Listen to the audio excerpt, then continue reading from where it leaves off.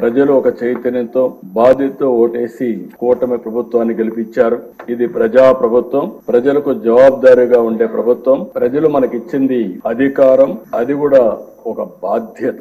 అందుకే తొలి రోజు నుంచి సంక్షేమం, అభివృద్ధి, సుపరిపాలన కోసం మనం నిర్ణయాలు తీసుకుంటున్నాం. 150 రోజుల్లోనే అనేక సంక్షేమ కార్యక్రమాలని, అనేక పాలసీలు తీసుకొచ్చాం. అయితే దిశ నాకు ఒకటి అనిపిస్తుంది, మిమ్మల్ని నాడు రాష్ట్రానికి రాని అని వాళ్ళు నేడు మీ ముందు సభలోకి రాలేని, కూర్చోలేని పరిస్థితి వచ్చింది. ఇది దేవుడు రాసిన స్క్రిప్టే. That is the beauty of democracy, that is the miracle. ఆ రోజు ఒక్క క్షణం భగవంతుడు చిన్న చూపు చూసుంటే త్రిపుల్-ఆర్ని ఇక్కడ చూసేవాళ్ళం కాదు. కానీ భగవంతుడు డెస్టినీ గట్టిగా ఉన్నప్పుడు ఏది జరగదు. కానీ అదే సమయంలో ధైర్యంగా నిలబడ్డాడు కాబట్టి, ధైర్యంతో ముందుకు పోయాడు కాబట్టి మళ్ళీ ఇక్కడ రాగలిగాడు. ఏ మాత్రం కొద్దిగా కూడా భయపడుంటే భయమే రఘురామకృష్ణరాజు గారు చంపేసేది. ఆ ధైర్యానికి, ధైర్య సాహసాలకు మారు పేరైనటువంటి రఘురామకృష్ణరాజు గారిని మనస్ఫూర్తిగా అభినందిస్తూ, అలాంటి వాళ్ళు మనందరికి కూడా, మీ అందరికి కూడా చాలా మంది యంగ్స్టర్స్ కి ఆదర్శం కావాల్సిన అవసరం ఉంది. అది కూడా మీరందరూ గుర్తుపెట్టుకోవాల్సి కోరుతూ,